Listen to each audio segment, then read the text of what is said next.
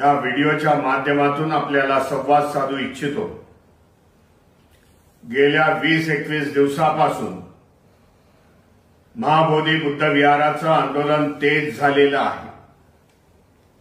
हजारोच्या संख्येने बौद्ध भिक्खू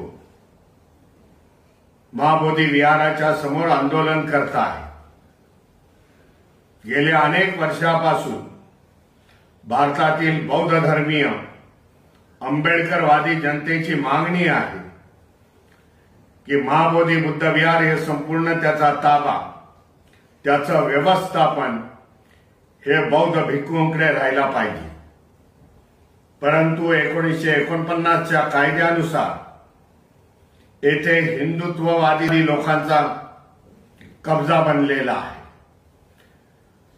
हे महाबोधी बुद्ध विहार बौद्धांच्या हातात मिळावं म्हणून हे आज